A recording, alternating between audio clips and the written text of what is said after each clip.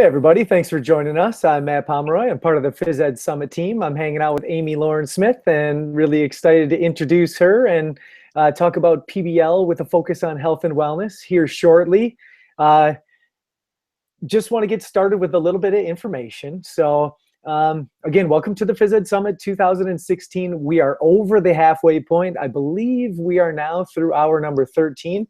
And there are still 11 hours to go, which is amazing. I think I've seen some people out there that have watched at least 12 to 13 sessions. So it has just been a fabulous day. So again, this is part of that 24-hour back-to-back global event. And again, we could not make this happen without you. And we're very humbled by the outpouring support and promotion of the event. And again, by sharing this with one person, you can impact hundreds, if not thousands of students. So thank you so much for being here to push best practices in effective health and physical education professional development. So we're excited to be a part of this. Just a reminder that we are using technology and sometimes things happen. If for some reason the video feed stops, please check back to the Tozzle. And might take us a minute or two to get things rolling again, but we will. I am the moderator in the Tozzle, so if something's happening, you can always let me know. And of course, if you have questions for Amy, feel free to put them in there. She'll look in there every now and then. She's going to look for some discussion in the Tozzle as well, so she'll be asking some questions and of course saying hi and things like that. So check that Tozzle. Again, share as much as you want in there. It's just going to enhance your learning experience, learning from Amy and then talking with teachers on the Tozzle. So feel free to do that. Don't forget about the badge system. I've made it to level 4. I believe I've seen a level 6 out there already, which is pretty wild. It does go up to level 9. So check out the Phys Ed Summit badges. You can Google that, and that badges section will pop up. And cool thing to challenge us to continue to learn more and more through this professional development experience. So again, last thing, feedback survey. All right, it is on the Phys Ed Summit 2016 homepage. Again, we want your feedback so we can make the next event even better. We don't want to stop doing this. All right. You also receive your PD certificate when you fill that out. All right. Without further ado, I am here with Amy Lauren Smith. I'm really, really excited about being here. I was here with her last year as well, but I just know I'm going to learn a ton. So that's why I want to be right here, right now. This is PBL with a focus on health and wellness. And just so you know, Amy teaches middle school health at the Shanghai American School and has a passion for curriculum that is current, relevant, adaptable, and shared. She's presented really across the globe at some all-star kind of conferences. So some great stuff, and she does write a weekly column for Choices, and I love checking that out. That is Scholastic's health magazine for teens. You can find her online at thehealthteacher.com. She has that resource shared in the Tozzle, and on Twitter, and she's at Teaching Health. Hey, Amy, how you doing? Good to be here. Good to be back with you guys. It's great to have you, and you can see a bright and sunny morning over in Shanghai, getting dark here in Wisconsin, so she's got it good. Awesome. Well, thanks for the introduction. I'm going to go ahead and get into it right now. So today I thought I'd share, I know a lot of schools are going to project-based learning, and I thought I would share some resources. Mainly what we do here at our school is project-based. So I've been working on that for a while now, and like Matt said, I like to share a lot. I started at the public school system in California before I moved overseas to teach, and now I'm in a situation where I've got a little bit of extra prep time, and I remember what it was like to not have so much. So it became a passion of mine to share as many resources as possible. So throughout the Tozzle, throughout the presentation, if you have any questions, throw them onto the Tozzle and I'll see if I can answer them. I've got everything loaded onto the website for you, so you don't need to worry about taking notes or anything. It'll all be there for you, readily available. So I'm going to switch over to screen share now, and we'll get started. I'm going to try not to do oh, sorry. That's all right, but I'm telling you, like, anytime she writes a column for Choices, anytime she puts something online, like, that is a link that I click on. Like, that's how good Amy's stuff is. So again, I really appreciate you being here and sharing all this awesome information. So thanks, Matt. Oh, it looks like I am on screen share. Presentation went where? There we go. Okay, perfect. Can you see that? We got it. You got it. Okay, perfect. So my Twitter handle is on there, as well as the health ed hashtag. I follow that a lot. It's a great way, you know, as health teachers, we oftentimes teach in a vacuum. We might be the only health teacher at our school. So I've found some great connections. The Andys and Claudia and a lot of the other teachers who've been presenting on health today are part of that health ed handle as well, or a hashtag. So it's been really great. This is my website. My philosophy on health education is that it should be current, relevant, and adaptable. When I switched from a public high school in California to an international school, middle school in Shanghai, my students' needs were very different. So I learned quickly about that adaptable piece. Also, we don't know what the health concerns are going to be, and that's why skills-based health education is so important. We wouldn't have known 10 years ago that sexting or cyberbullying would have been a thing, and so it's really important that we remain adaptable and current, and of course keep it relevant to the students. My students come from all over the world. They're all expats living in Shanghai, so they have a very unique set of health concerns and stressors. So I work hard to make sure that my health lessons fit them. So I want to know if we could put some stuff in the Tozzle. Some big ideas, like what would your ideal health program look like if money or budgeting or time constraints were not an issue? So Fantasy Island style here. What would you like to see in your ideal health program? And if you want to type some of those words in, then we can go back and look at those. I've got some tips here set up, and I'm going to go through and show you some. I've got resources loaded into the webpage that I'll share with you in a second for all of these tips and ideas that can help you. So let me get that going for you. So tip one, set the classroom up for interactive learning. This is one that's been a work in progress for me throughout the years, starting with lots of rows of desks, large class sizes, and now moving to more soft seating and tables has been great for project-based learning. Projects are so important in health because our health is an ongoing project. We are always working on something as adults, as teenagers, throughout our lives. So that's why project-based learning is great with the kids. It's a universal subject, health, and it's immediately relevant to every student. So you get a lot of opportunities for some really deep, meaningful projects. So one of the things that I initially did for project-based learning was set up the classroom for interactive learning. My school is one-to-one. The kids have their own laptops.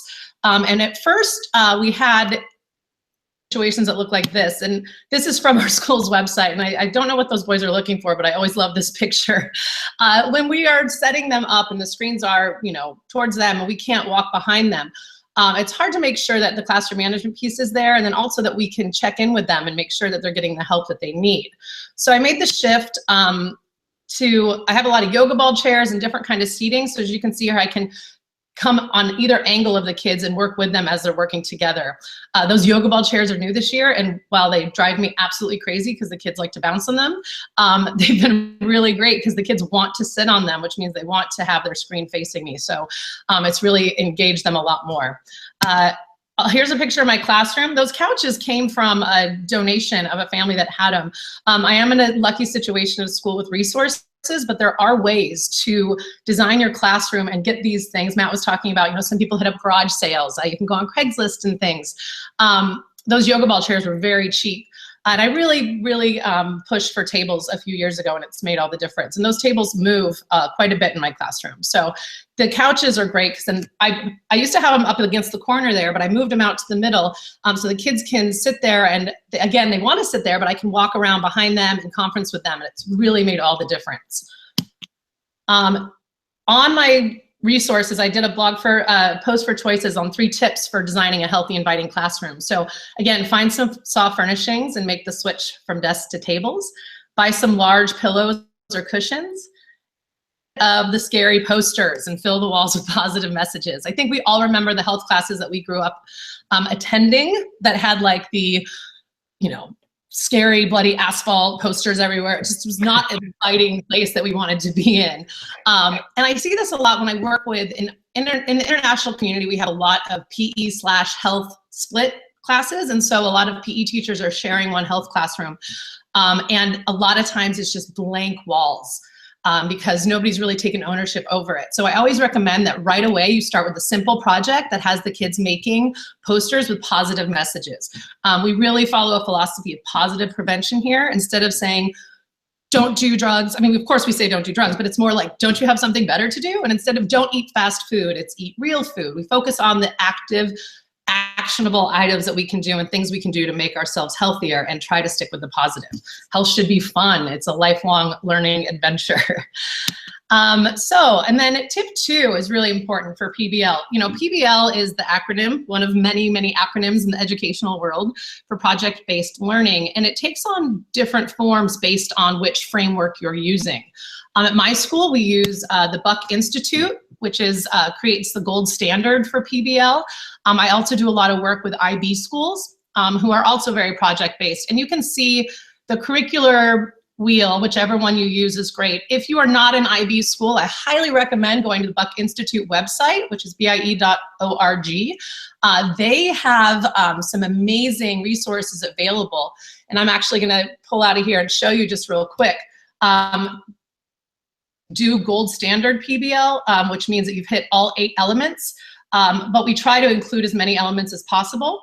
On their blog, or on their website rather, they've got all the resources you need and it's free to register. So the project planner is really useful to us because, you know, there's some elements that are really important for a project, a good project. It should have student voice and choice. It should have a public audience if possible. It should have an option of different product. And instead of just saying you need to create a poster, you open it up and say, what can you create to demonstrate that you know this? So what's really cool about this project planner is that you can include any other subjects. And if you click on the question mark, it helps you out here.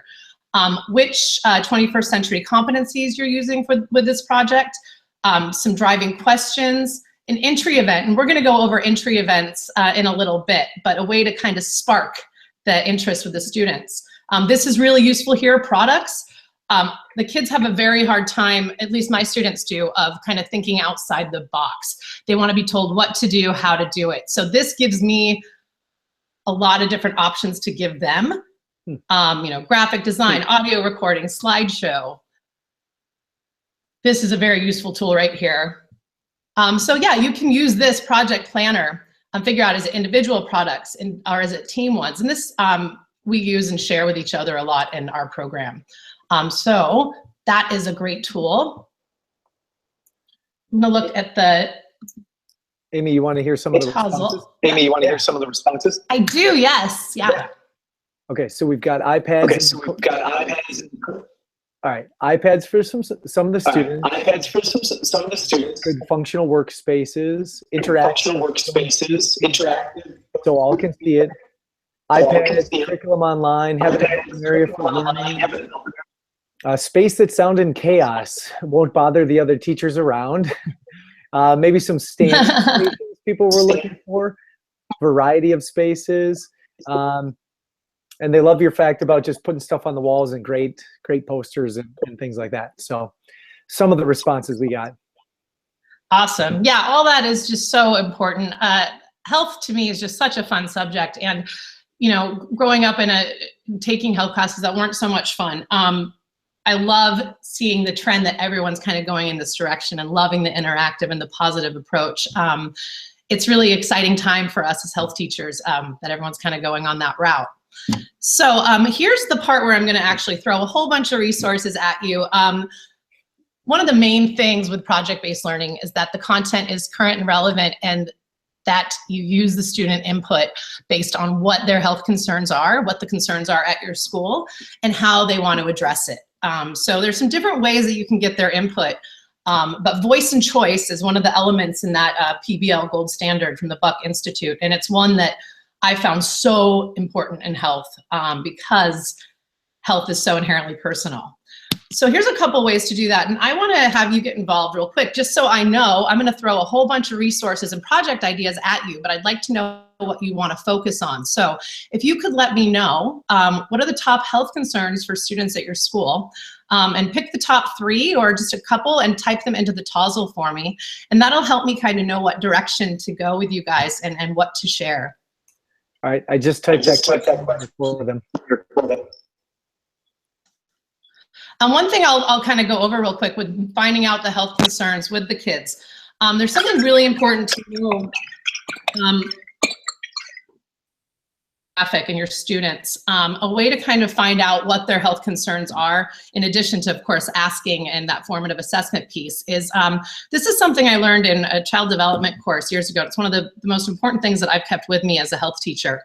And this is about identity, adolescent identity formation. And I'll kind of go through it real quick because it's sciencey. But adolescence comes down to two factors. When we've achieved identity, it's and exploration. So we want kids to have a high commitment and a high exploration. Most kids fall in, and that's when they've achieved that identity, and they're more likely to make healthy choices. Most middle school students spend a lot of time in that identity moratorium area, which is low commitment and high exploration. That's, I'm gonna be a Taekwondo expert, I'm gonna play the violin, I'm gonna be a swimmer, and then that's when we end up with that garage full of unused equipment. Once they kind of nail it in and figure out who they are, like, I'm a bass player, I'm a really good friend, I'm kind of dorky, but that's my jam, that's when they've hit that achievement.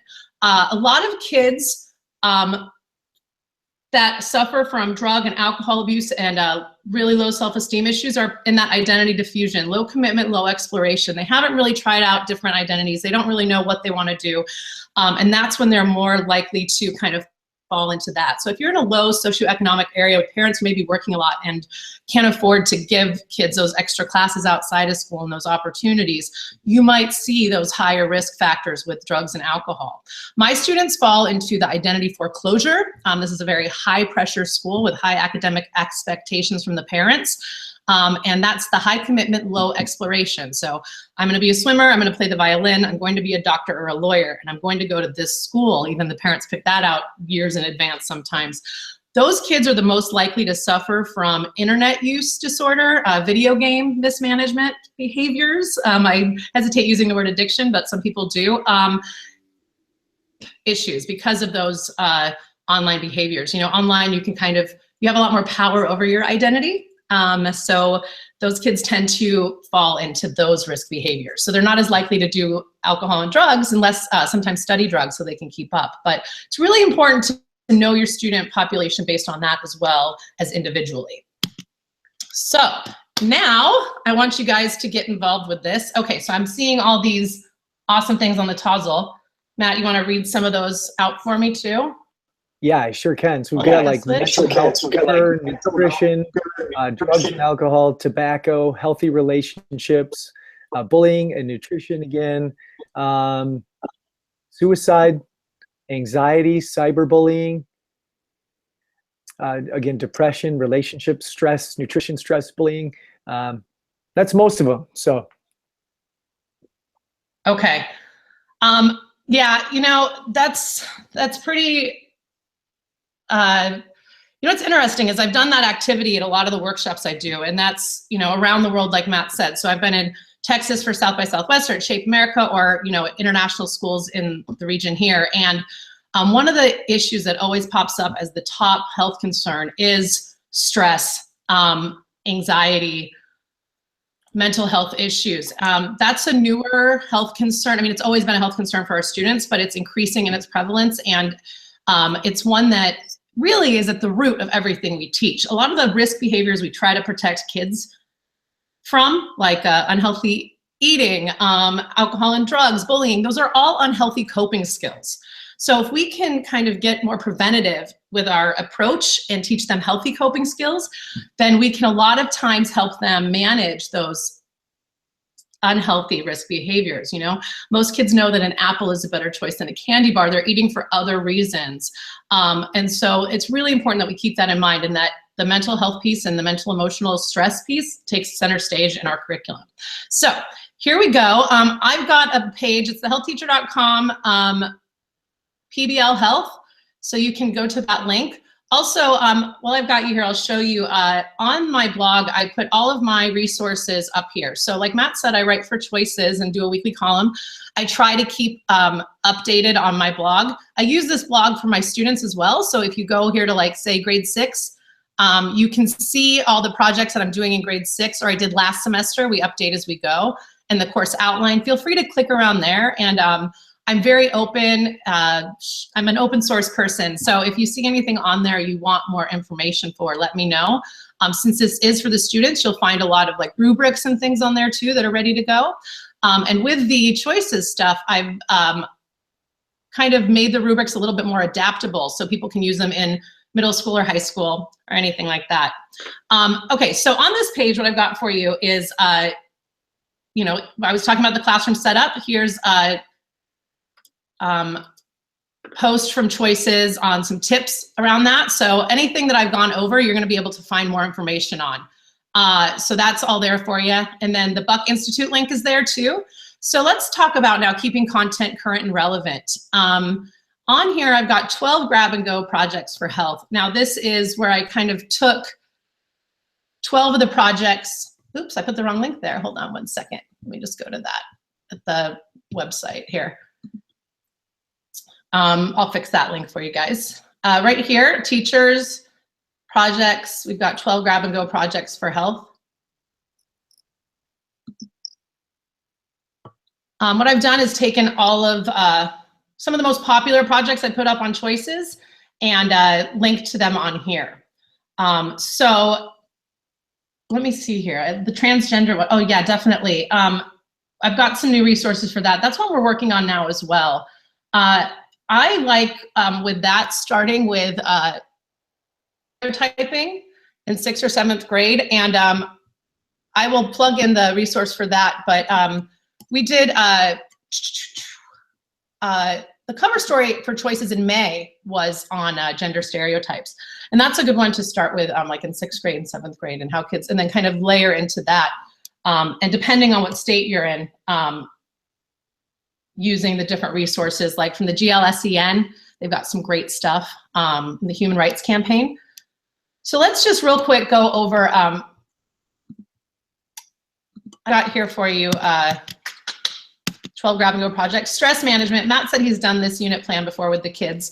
It's a lot of fun. We have the kids recognize 4 of their healthy coping skills, including 1 physical, so it gets them up and moving and out as they're filming their videos, and they make a video of their favorite healthy coping skills.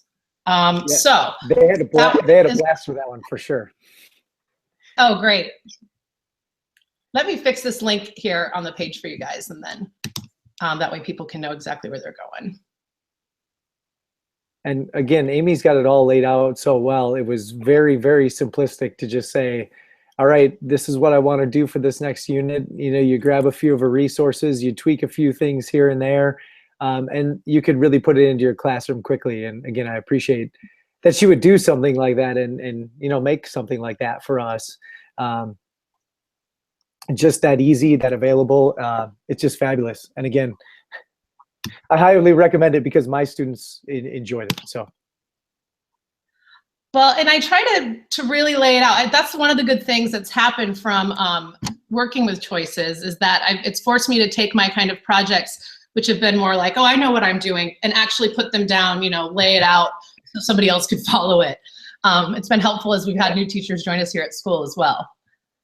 Okay, this link should work now. So 12 grab and go projects.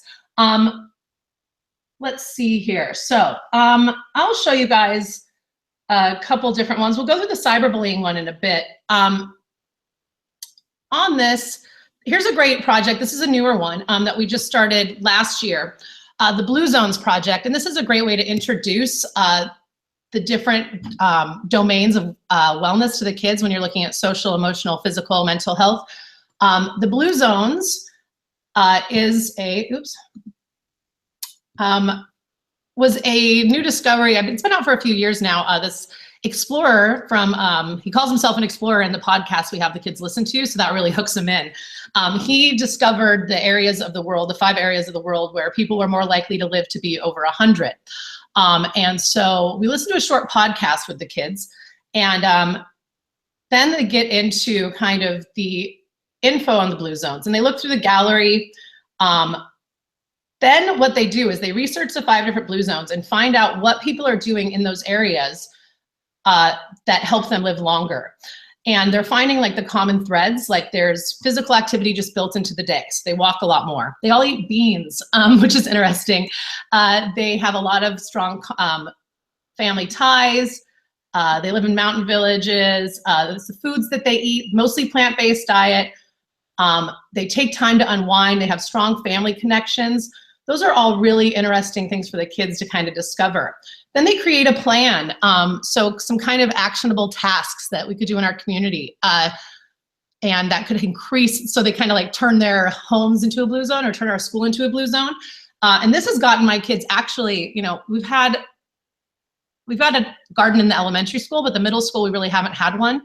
And this, we're going to have one this year, and that's because the kids kept pushing for it after doing this project. So when you look at that public audience of a project that you hope to have, this was a really great project because then they are, and a lot of the kids have parents who smoke here in Shanghai, so turning the house into a no smoking zone and kind of advocating for that. So you're getting all those national health ed standard skills hit when they're doing this. And then they make a personal promise family plan. We had the kids interview each other and record podcasts with their goals, and that was a lot of fun. It's definitely one that has worked out well with them. Let's see here. Oh, Cassie, I see you subscribe to Choices. That's great. I just took over, starting in September, the teacher's guide for Choices. And so the goal is, you know, different types of activities, more PBL. So when you see the activities at the bottom of the teacher's guide, it's not just the questions anymore, making sure there's a wide variety. And then the worksheets that go along with it, they're downloadable if you're a subscriber. Then that's where I write the student activities on it. So lots of current new cool stuff coming out in the next few issues. So if you are not a subscriber, I recommend it.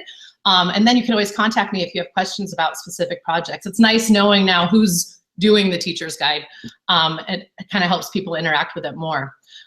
Here's a really fun one that has kind of taken off for us. When we look at nutrition, exploring dietary guidelines around the world. Michael Pollan, we use a lot of his materials in class. Michael Pollan is an advocate for real food, and he's a food expert, and the kids love him. We've found, you know, through following his blog and his resources that, you know, the USDA My Plate isn't always necessarily the best guideline. We use it as a visual and we definitely follow it, but in an international community, it's a little bit more tricky. So the kids actually research, and this is fun for, you know, even if you're not an international school, research different dietary guidelines around the world through this link that is from the US or from the UN. And it's a lot of fun. The project has kind of taken on a life of its own. So here's the food-based dietary guidelines. You can pick the country. So we have them pick a country, any country that they like, and research a little bit about it. Brazil actually has some of the best dietary guidelines because they're food-based messages, not numbers and things like that the kids can't really wrap their heads around.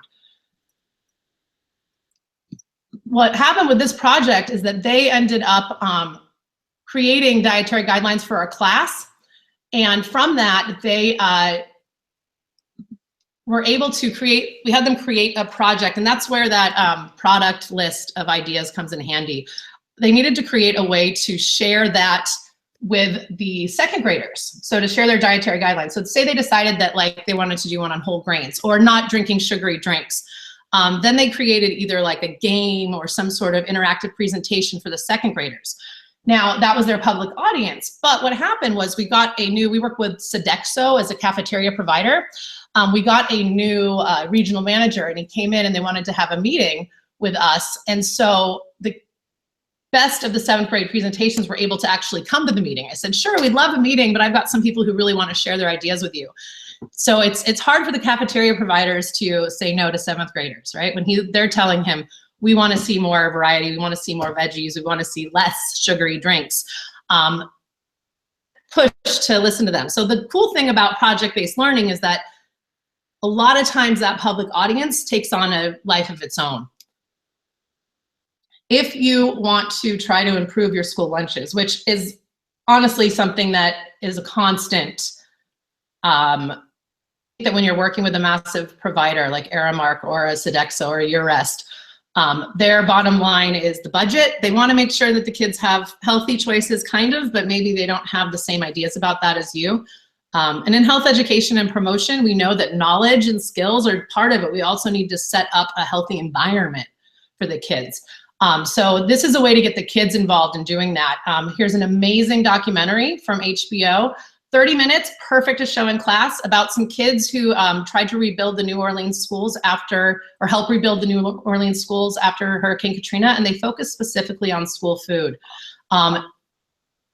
If you watch this, you can have the kids too. We do it in between goal setting and nutrition because the kids follow all of the SMART goal steps and the kids are able to really make that connection, and then they're spurred to try and make changes in their own school. We're K to 12, so this is a fun project where I have the 6th graders go in and observe lunch and then kind of really check out our cafeteria and see what the choices are like. And it's a lot of fun when the cafeteria manager sees the kids come over with clipboards. He's kind of gets a little bit nervous, making sure he's got balanced food out for them. And it's really fun. Yeah. It's fun with that skill too of decision making. We teach nutrition for the 6th graders through decision making. And that skill is, you know, one of our standards. But what's great is they see the high school students eating lunch, and the line that's the longest in 6th grade lunch, like the pizza or chicken nugget line, is empty at high school lunch. And they see kids waiting, you know, 10 minutes in line for the salad bar, and their minds are just blown, like, what, they're eating veggies? Why? And they have to make those kind of connections, like, oh, maybe they have practice after school and need energy. And so that's really that good modeling that happens. I think, you know, even if you're just at a middle school, we did this when I was down working with a school, the United Nations school in Hanoi. We just had the 6th graders do it during the middle school lunch and look at the older kids and what the teachers were eating. Even just going over and looking at the cafeteria, and this is homework, so the kids will, you know, schoolwork, the kids can do it during their lunch. It's good to take a look and even have your teachers do it. I've led some teachers through their cafeteria before with this worksheet, and it's kind of an eye-opener sometimes when you're actually paying attention. So there's all this great resources for that type of a project. This is a fun slideshow that goes through different cafeteria lunches throughout the world, and my students love this. We, you know, with PBL, you always want to start with an entry event. So I'm going to show you guys a little video in a bit that's a great entry event for cyberbullying, but this is a great one for a cafeteria advocacy project because you show them these different lunch trays around the world. They always love this one from Brazil the best, even though there's so many different veggies. It just looks so healthy and colorful and fresh, and the kids get excited about that. You know, and you see the France, it's all whole foods. So having the kids kind of recognize what makes that interesting is that every single one of those items is a whole food. And just kind of looking at where the local food is coming from. And then of course we've got the beige chicken nugget peas that we often see at our school here. We are the American school. So the kids kind of look at that and get inspired to kind of want to their own cafeteria. So that's fun. Let's see here. I'm going to take a look and see. Matt, are you seeing, yeah, any specific questions or other? And there are no specific questions as of right now. I think just loving what you have to share, taking it all in. Okay, then I'll keep going. So the other one I think people were talking about, oh, this is a great one too. If you're looking at alcohol and drugs, let me just reopen this here. There was a good tip here that I wanted to just talk about too, since we have a moment. But Cassie was just saying that they include the cost of a class set of Choices magazine basically in their book rental fees, since they don't have a textbook. So kind of another great way to possibly get that Choices magazine. Yeah, that is such a great idea. And we do the same. You know, we get one class set out here for me working with them, but we ordered the other ones and our budget is non-existent. I mean, we don't use it anymore for textbooks, right? Or those old like DVDs that used to cost $300 and the model of the diseased lung. We can find a 6-second Vine online that shows that a lot better for completely free. So our budget goes to, Choices Magazine or online subscriptions for other, use it for consumables like we do a great energy bar project with our 8th graders and just getting the ingredients for that. Or bringing in a Zumba instructor, say during our physical activity unit. We're able to really use that money for a lot more fun and usable things. And Choices is great because, you know, textbooks are out of date for health as soon as they're printed almost. So I love that. All right, the Alcohol Research Lab. I want to go through this with you guys real quick because this is a very adaptable project. Now, it used to look like this. If you can see the kids, you know, sitting there with the display that probably cost a couple $100, and you know, with their laptops, they're researching, typing the things that they found. What we discovered, though, myself and the other health teacher, I work with it in a collaborative kind of model where I plan with another middle school health teacher. What we found was that, you know, there's so much new information coming out all the time, especially about alcohol in college life and alcohol in the teenage brain, that it was better to not give the kids the information, but to have them find it on their own. So if you can get laptops for the kids, and you just give them these basic questions, and I put them all here on this post for Choices. This isn't so much of a project, but it can turn into one. So this would be, you know, the research piece. If you're looking at accessing and evaluating valid information, I adapt these questions based on what's relevant to my student population. So, you know, the risks of college life, things like that. There's not a lot of drugs. Drugs are highly illegal here in China. We do talk about it in high school health when the kids are getting ready to go away to college. And we do talk about the risks and things like that here in China. But if I was teaching in the States, I would definitely add a station about the opioid epidemic and about marijuana as well. But for ours here, it's, you look at the questions about like college life. So here's a great link for the snapshot of college drinking consequences. The kids kind of look at that and what's going on there. There's this awesome, if you look at, I love this, interactive, oh, that's an interactive body. They've got a map here. Let's see if I can find that. College alcohol policies. So this is a map of the states. I love doing this because the kids then pick any university that they've thought of or that they would maybe want to attend or even that they've heard of. And they click on the state and it takes you to the state's link of all the colleges in that state, all the universities, and they can pick on whichever one. So let's say UC Berkeley maybe. And they go on there, or let's go UCLA. And it takes you directly to their, oh, or not. Some of them work. It'll take you to the alcohol information and tell you about the legal consequences. So right here we go at UC Santa Barbara, the substance abuse policy. What happens if you get caught with alcohol? You know, it's such a perceived norm, you know, everyone's drinking on college campus, and it's really important that we combat that with the realities of, but there are real life consequences that happen with that, legally and at school. So this is a great resource for the kids. They look at the consequences and see 25% of university students suffer academic problems because of alcohol, and talk about that. Then we have them look at binge drinking. We used to have that sign, like that display thing, where they would look at the facts about binge drinking, but we now have them find 4 facts about binge drinking online and then share them, and they cite the source. Learn some interesting facts from this, like the biggest numbers of the biggest population that's most likely to binge drink in the States is young adults, people over 55, which I guess makes sense with retirement, but I hadn't thought of it before. But the kids find all sorts of interesting facts. Alcohol in the brain. This is a great news story about how binge drinking just once a month can change brain development for teens. And they listen to this podcast from NPR. They can also read it if they're not an audio learner, and answer questions about it. You know, it's really interesting. It talks about the different ways alcohol affects boys and girls with their brain development. Like it affects boys in the area of attention and focus, and it affects girls in the area of spatial reasoning, like math and science. So it's really interesting for them to see that. And then making healthy choices. I always like to try and end things on a positive note. Again, that positive prevention piece.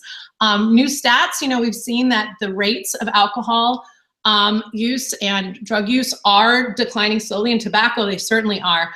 It's great to have them read those new stats and then write down things that they'd like to share, and then figure out kind of why is that, do you think, that people are making better choices. And this website, Natural High, if you haven't used that before as a resource, it's awesome. It's got some great videos, inspirational stuff about people who are making better choices than alcohol and drugs. So never really on here is it like, don't do drugs. It's like, do something awesome instead.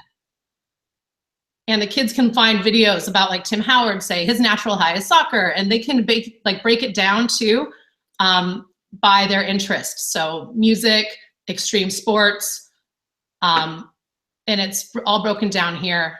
So filter by art, dancing, extreme sports, music, so they can kind of find people that inspire them and research a little bit about why they are making healthy choices. So that's a fun one. That unit plan for stress management is on here as well. Setting a tech curfew, the benefits of sleep. This is a quick project and one you could do to get fun posters on the wall right away. The kids learn about sleep. It's so important, and our kids are having trouble with sleep now because of their technology. So watching this TED Talk is an entry event, and why do we sleep? There's all these resources here that I've put up. Have the kids pick the article they want to read, because they're going to find one that resonates with them. So super athletes, if they're an athlete, they can read from Stanford about why they're sleeping more. If they are worried about their appearance, they can see that that's going to make them look better. They can look at if they're following their passions, it's going to be easier if they sleep. And then what's getting in the way of their sleep. And then they create little advocacy posters about sleep. And that's a simple, fast project. Like, you know, sleep makes you more creative, and they do all these great things with it. And then those go up all over the wall at the beginning of the year, and it's a great message for the kids. Flip flop here and tell you a little bit. Somebody mentioned cyberbullying. So I'll go through just real quick a great cyberbullying project that we've done with the kids over the years. And like I said, we start with an entry event, which means that you want to show them either a short video clip, a TED Talk, you know, have a guest speaker come in, read a current event that's, you know, or the news story. We listened to that podcast about the blue zones, and the kids hear the explorer talking about how he discovered them. Anything to get them hooked. So for cyberbullying, yeah, it's really important. And gone are the days of wasting 3 class lessons watching Super Size Me. You know, the kids are like, okay, I get it, fast food's bad. We want to show short little videos and then get them involved in working. So here's one that we showed the kids a few years ago. Cyberbullying kind of hit a peak at our school 4 years ago when ask.fm was popular, and that was a social media site that was just used for not really good. It was only used to kind of, by middle school students, really like an online truth or dare. And so we wanted to try to get the kids to change the culture themselves, instead of as teachers saying, you know, we're going to lock down. We block the site at school, you know, from the school network, but we can't go in and monitor their social networking and their technology. We need to teach them to change the culture and to become heroes and allies instead of bystanders. So we showed them this video to kind of get the wheels turning. Hopefully the sound will work. Matt, let me know if you have problems with the sound. I sure will. Jeremiah is intelligent, influential, funny, Easy to talk to. kind. Jeremiah is always there for me. Smart guy, knows where he's going in life. Great friend. Jeremiah is an inspiration to West High. Jeremiah is a person who's extremely caring and kind, and he's made a huge difference in our community and our school. My name is Jeremiah Anthony. I'm a junior in high school. West High Bros is a Twitter account that I started up in October of 2011. And we just send compliments to people who we think are feeling bad a certain day or have done something really good, like winning a state title. And I built this up by first complimenting people I knew, my friends. And then they started telling their friends, and those people started telling their friends. And then soon it became a pretty popular following. I believe that showing the goodness in people is very integral to our account, because so many people on Twitter and Facebook, they get cyberbullied because they're less than perfect. And no one is perfect. So we try to have as sincere compliments as possible. I think everyone likes a sincere compliment. This combats cyberbullying because cyberbullies, they try to focus on what's bad about a person. They try to say, hey, you're really bad at this or that. And I try to say, hey, no, you're actually really good at this. And you're much more good at this than you're bad at that.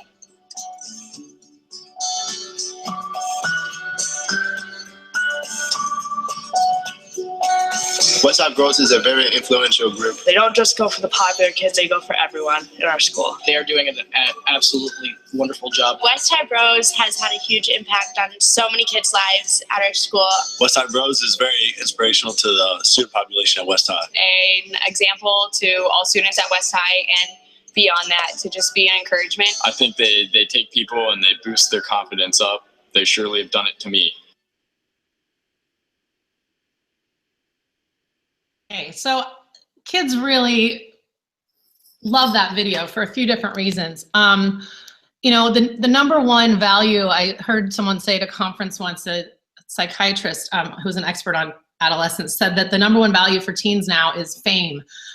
And whether or not we agree with that, you know, they really are spurred on by likes and going viral and that whole idea. If we can show them examples of teenagers who are getting attention for doing positive things, that's really a great thing to look up to, and it kind of prevents the negative from happening. So the positive prevention piece, we showed them that video and said, okay, now you get to create your own positive prevention. And my hope was that they would do something similar to what Jeremiah did, but they're middle school students, so the follow through is not really there. Some high school students who've done this project have created those kind of social networking sites for their schools. My students did a whole bunch of different projects. This was a canvas that some girls made by printing up all their favorite inspirational things from Instagram and then putting it onto a canvas and making this art project. And it hangs up in my classroom. And I love it because instead of the old, you know, no bullying zone posters, it's positive prevention. It's ways that you can be a hero instead, and really changing that language is great. And I saw a lot of different fun projects come out of this. This was, you know, of course, one I really enjoyed. There were some great PSAs that the kids made, videos. We had students do, like put signs up all over the school that said, you know, free compliments, take one. I had students doing the Post-it thing where they were putting up inspirational Post-its for people. So for, you know, the week of that project, the school was really filled with this kind of acts of kindness and the language around being a hero. Kids love, you know, that gamification and leveling up and things. So anytime you can use the hero language with them, you really get some buy-in. So with the projects too, oh, and all the resources for that cyberbullying project, including the rubric, are there in that 12 grab and go projects, as well as available on my blog. And that's a great one to do if you're looking at, again, putting up positive posters in your classroom. You could, you know, narrow it down if you don't have enough time like I did to have them create their own project. You can have them make specifically posters for the room with positive messages and tell them that they're advocating for their classmates. A lot of times I do that with like, into it, I'll say, okay, 8th graders, you're gonna advocate for the 6th graders. They're really not handling their social media well. So I want you guys to kind of tell them the important messages. And so then the kids really take that seriously and have that public audience and feel like they're being good role models. The great thing about showing clips of real teenagers doing awesome things too is that we'd go back to Jeremiah Anthony and talk about him again when we're looking at digital footprint. And his digital footprint, it's very powerful to show the kids. If you Google Jeremiah Anthony, the amazing things that he's doing, speaking, and the stuff that he's gone on to do, and all the news attention that he got. So the kids can see like, oh my gosh, he was on the Today Show, and you know, he did this TED Talk and all these amazing things that have happened just from him deciding he wanted to compliment his classmates. Very powerful with the kids. Other things to keep in mind when designing a good project. Again, going back to the project is always great throughout the year. Stay on top of student learning with check-ins along the way. And this is something that I myself have to really work at. It's one of my goals for this year to do more formative assessments. Some of the ideas, you know, journaling, I have always done journaling in my health class, and I put a link to a post I wrote for Choices on why journaling is so important in health. For me, I initially started using journals to get an idea for my students of what they wanted to learn and what their health concerns were. When I started teaching high school health, it was at my old high school, and I was probably 24 years old and took over from the coach that taught me health 10 years ago, and he handed me the same stack of textbooks that I had had 10 years back that seemed really out of date, and just said, okay, but they were out of date then, and it handed me all the videos too and said, just go in order and get through what you can. And I realized, like, going through the textbook, I'm like, okay, I'm going to get to tourniquets, and we're not ever going to talk about, you know, stress management or mental health. So kids and had them write down what their biggest health concerns were, and then took that to create my curriculum from there. With the skills-based health curriculum, we have that freedom to be adaptable and current. So the journals can really help with that. It's also a great check-in. How's your project going? What do you need? Are you and your team working well together? On the Buck Institute resource page, they have a lot of formative assessment ideas. They've got contracts the kids can make with their group. In Choices, we've got a article coming out next month about collaboration and some tips for having the kids create their own contracts, which is useful. Conferences, I do a lot of that. Just kind of check in with the kids, not formal conferences, but how's it going? Online and in-class discussions, just share with the class where they're at, especially with that nutrition project that we do for the second graders, or it has a different public audience every time. They will kind of just give us, okay, this is where we're at right now, this is what we need, and so they can get feedback from their classmates in preparation. And the online discussion, we've got a new learning management system at school called, we're using Schoology. If anybody uses Schoology, they've got a great discussion feature. And that's an awesome place to get feedback from the kids. But there's so many great apps out there and technological or tech resources that we can use to do formative assessment. Exit cards is also great, and again, those trial presentations. And this really helps when it comes to assessing. It's tricky in a one-to-one school when the kids all have their own laptops and they're working. Sometimes you just kind of think, okay, they're on track, but they could be getting held up, you know, just for an hour trying to find the perfect Google image. So a lot of times the procrastination isn't because they're off task, it's because they're spending too much time on one particular thing. So those check-ins become very important when it comes to that. And then tip number 6, this is a big one, and one that I really am passionate about. You know, don't go it alone. Tap into your network for ideas and inspiration, or team up with other teachers on campus for cross-curricular learning. I really feel like, you know, at schools we have a tech resource facilitator, right? And that tech resource person is someone that we call on to have us, you know, to come into class and figure out how we can incorporate tech into our projects and things like that. I believe that health and PE teachers should be like the wellness resource facilitator. So, you know, again, health is universal. Maybe a social studies teacher wants to do a project on food justice. So you can team up with them. We don't have a lot of time necessarily in health, but we can definitely find those areas to work with other people. And that's really beneficial too. I think my screen sharing fell out here. Hold on one sec. You're all good. Yeah, it's nice to see you again. Yeah. Oh, you still want to be screen sharing? Never mind then. No, I want to talk to you guys. I wanted to see if there was any questions. Actually, Well, yeah, there was right? 2. So yeah, you were sharing like crazy, and we just wanted to keep rolling. But you know, Tucker was fighting to get his program back. You know, kind of got cut before he started there with some risky choices maybe being discussed in class and things like that. And he fought back, and he's got his health program back, which is really cool. But you know, sometimes maybe a little bit of disengagement. You know, maybe they're not having as much fun. He was just kind of looking for some other tips, and I think if he can kick off some of those projects, that would be nice. But just kind of looking for tips for you, just from you. And then is there, the other question was just kind of like, could you just go over how often you see your students, how frequently, how much time? That question was kind of put out there. So those 2 questions as of right now. Okay, I'll answer the short one first. I see my kids, we have a very robust program, so we're lucky. The kids get a semester of health in grade 6, grade 7, and grade 8. So they get a full semester. It's not attached to PE, it's a standalone subject. We're on a day 1, day 2 rotation, so I see the kids either twice a week or 3 times a week, and our class sessions are about an hour. So either 2 or 3 hours a week for a semester. So that gives us a lot of time with those big projects, which is one of the reasons why when I rate for choices, I kind of always try to put an option in there for if you don't have as much time, because I realize that not everyone has that kind of time available with their kids. Matt, what's your schedule like with, right? Or you do a split? I see mine for second quarter and third quarter, it's every other day. for health. It's about 42-minute class. So it's 45 total classes, about 42 minutes each class. And then I see them 2 consecutive years. So I see them 7th grade and 8th grade for that same time period. Oh, that's great.